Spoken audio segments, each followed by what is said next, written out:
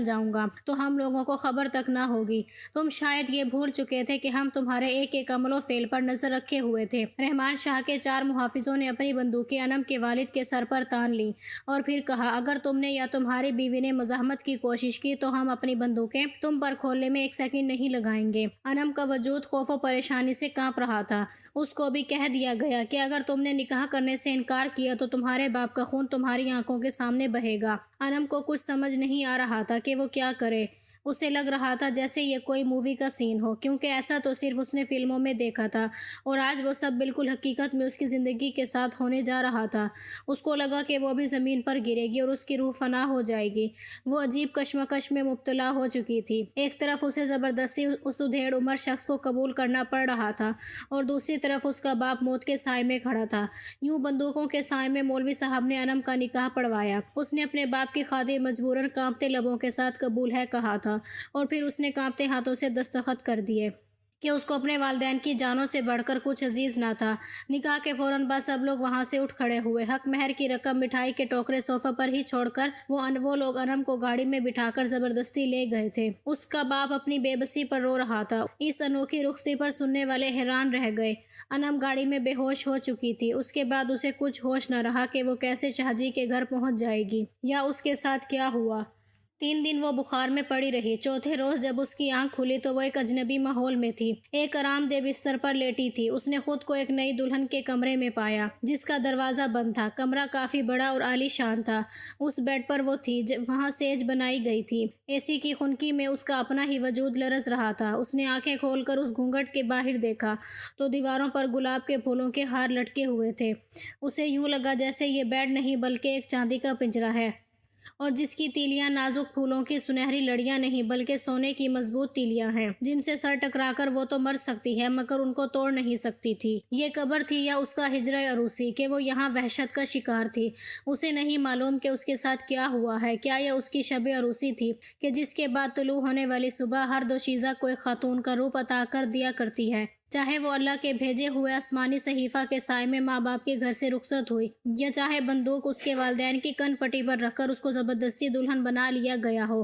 اس نے گہرا سانس لیا۔ تب اسے یاد آ گیا کہ اس نے نکاح نامے پر زبردستی کس طرح بندوق نے دستخط کروائے تھے۔ تبھی تو اسے یہ کمرہ قبر لگ رہا تھا۔ تھوڑی دیر بعد اسے بھاری قدموں کی آواز سنائی دی۔ وہ اپنے اندر ہی لرز اور سمٹ کر رہ گئی۔ اندر آنے والے شخص نے اس کے ماتھے پر ہاتھ رکھ کر اس کا بخار چیک کیا مگر وہ شخص اسے زہر لگ رہا تھا جس نے اس کی خوشیوں سے بھری زندگی برباد کر کے رکھ دی تھی۔ اب انم کی طبیعت کافی بہتر ہو چکی تھی مگر اس کو رہ کر اپنے والدین کا خیال آ رہا تھا۔ شام کو گھر کی عورتوں نے اس کو سجا سنوار کر دلہن بنا دیا اور شاہ جی کی حویلی میں ان کا ولیمہ کیا گیا۔ اس نے صرف اپنے خاص مہمانوں کو مدعو کیا گیا۔ اب انم کی زندگی کے دن اسی قید میں بسر ہونے لگے۔ اس کو گھر سے نکلنے کی اجازت صرف نوکرانیوں کے ساتھ تھی۔ چند دن بعد اسے پتہ چلا کہ اس کی ماں تو اس کے صدمے سے چل بسی ہے اور باپ اس کی تدفین کے بعد بیٹے کے پاس چین چلا گیا ہے۔ یہ خبر سن کر وہ پاگل سی ہو گئی تھی۔ اس کا دل چاہ رہا تھا کہ وہ اس حویلی کی دیواروں کو توڑ کر یہاں سے فرار ہو جائے۔ اسے شاہ جی سے شدید نفرت ہو رہی تھی۔ اس کی پیاری ماں اس کے صدمے سے اس دنیا سے رخصت ہو چکی تھی اور وہ ان کا آخری دیدار بھی نہ کر پائی تھی کہ بے بسی اس کا دل چیر دینے کو کافی تھی۔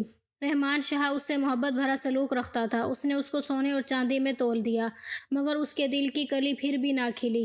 وہ اس حویلی میں اس شخص کے ساتھ جی تو رہی تھی مگر مرنے کی آس پر۔ شاہ جی اب اپنی دوسری بیویوں کے پاس بہت کم جاتا تھا۔ اس کے دل پر جیسے اب صرف انم کا ہی قبضہ ہو چکا تھا۔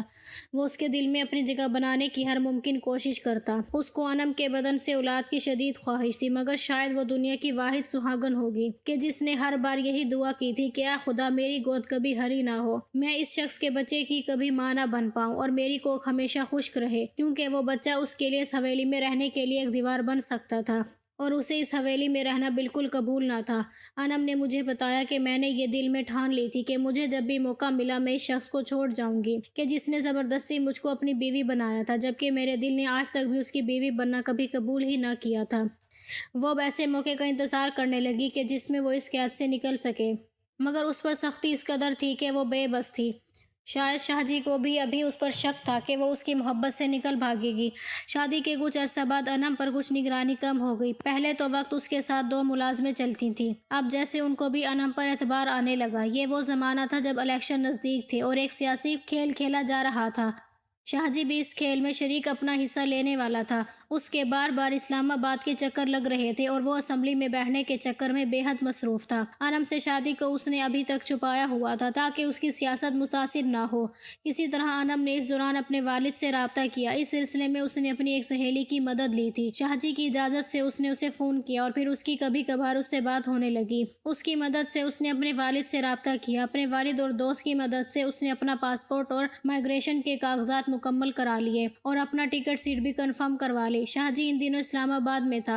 अनम ने घर के नौकरों को यही बताया कि उसके सरताज इस्लामाबाद से कामयाब होकर वापस आ रहे हैं। उन्होंने उसे फ़ोन करके बताया है, इसलिए वो उनको लेने खुद जाएगी। वो डर रही थी कि कहीं कोई नौकर या ड्राइवर शाहजी को फ़ोन ना कर दे और उसके झूठ की हकीकत ना खुल जाए, मगर उसने ये रिस्क ले ही लिया।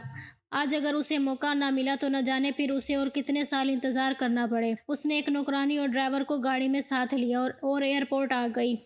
जब एयरपोर्ट पर ऐलान हुआ तो ड्राइवर ने कहा कि बीबी, शाह साहब तो दूसरी तरफ से आते हैं। अनम को कुछ समझ ना आया कि वो अब क्या कहे। फिर हिम्मत करते हुए वो बोली, अब चूंकि वो हुकूमत में आ गए हैं लिहाजा वो दूसरी जानिब से आएंगे। बकौल अनम वो चंद कदम जो एयरपोर्ट के कस्टम से जहाज़ तक उसने तय किए, वो उसकी ज़िंदगी का सबसे कठिन और लंबा रास्ता था। जहाज़ में जब एयर होस्टेस ने इंग्लिश में अनाउंसमेंट की तब उसे एहसास हुआ कि वो कितना बड़ा मार्का पार कर आई है। एयरपोर्ट पर पहुंचने पर उसने भाई को फ़ोन किया और उसकी आवाज़ सुनकर जैसे उसको भी यकीन ही न आया ये उसकी बहन अनम बोल रही है। वो उसी वक्त आकर उसे घर ले गया जहां उसका बाप उसके गले लगकर उतने ही मिनट हिचकियों से रोता रहा। उसकी बड़ी बहन जो ब्याही जा चुकी थी वो अपने शोहर के साथ दुबई में आ चुकी थी। अनम ने जब उसको फ़ोन किया तो वो भी फ़ोन पर धाड़े मार मार कर रोने लगी। शाहजी का पाकिस्तानी सिफारत खाने में काफ़ी असर शौक़ था। जब वो इस्लामाबाद से वापस आया, नहीं मालूम कि क्या शायद कि ड्राइवर से उसे अनम के बारे में ये मालूमात मिल गई थी कि वो चीन चली गई है।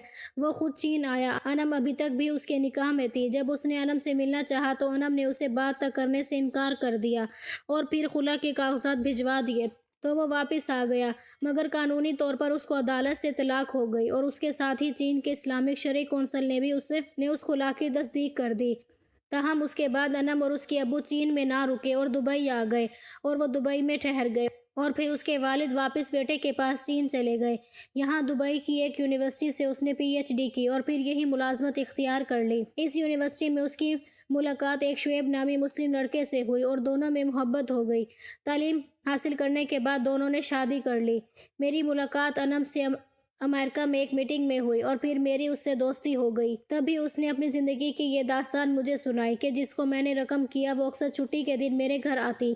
हम ढेर सारी बातें करते। वो मुझसे पाकिस्तान की यादें शेयर करती, अपने बचपन के किस्से सुनाती। यूं हम घंटों बैठकर बातें करते थे। पाकिस्तान के सरमायादारों, जागीरदारों और वडेरा शाही के बारे में वो कहती थी कि दौलत की खातिर पढ़ी लिखी लड़कियां ऐसे मर्दों से शादियां करने के ख्वाब देखती हैं कि जिनका सियासत में असर शौक़ हो और जो उनको अपनी कीमती गाड़ियों में सैर कराएं, उनको तोहफे में गाड़ियां और बंगले दें। शाहजी की वो बीवी जो गांव में रहती थी वो बहुत कम उम्र और तब मेडिकल की तालबा थी, जिसने दौलत की खातिर रिश्ता कबूल कर लिया था। मगर मुझे ये सब पसंद ना था, जबकि मुझे उसके पास कोई तकलीफ़ ना थी। वो मुझसे अच्छा सलूक करते और मेरा बेहद ख्याल रखते थे, लेकिन पता नहीं क्यों मेरे दिल ने उनकी संगत और हुक्मरानी को कबूल नहीं किया। सब कुछ पाकर भी मुझको यूँ लगता था जैसे मैं खाली दामन हूँ। मैं उसे कहती, ये अपनी सोच की ही बात होती है। दिल जिसको कबूल ना करे उसके साथ से भी इंसान को खुशी हासिल नहीं होती। वो मुझे जवाब देती, हाँ तुम ठीक कहती हो, मगर एक बात और भी है, वो ये कि जब कोई किसी के साथ ज़बरदस्ती करता है तो फिर उसकी इनायत भी जुल्म ही मालूम होती है, वरना उसमें कोई कमी ना थी। वो ज़्यादा उम्र के सही मगर खूबसूरत थे, सखी भी बहुत थे। हज़ारों लोग उनके दर पर सवाली होते थे। मैं तो उनके मुकाबले में एक मामूली सी लड़की थी, लेकिन मेरा दिल उनको कबूल ही ना करता था। मुझको वो अपने मुकाबले में मामूली नज़र आते थे, क्योंकि वो दौलत से प्यार करते थे और उसे दौलत के बलबूते पर वो जो चाहते हासिल कर लेते थे, जबकि ये अच्छा शेवा नहीं था। अनम की कहानी सुनकर मैं अक्सर सोचती थी, ये कहानी इन तिलिस्माती कहानियों से मिलती है जिनमें दियो या जिन खूबसूरत लड़कियों को ज़बरदस्ती उठाकर ले जाते हैं और किसी दूर वीराने में वाक़ अपने तिलिस्माती महलात में कैद कर लिया करते थे।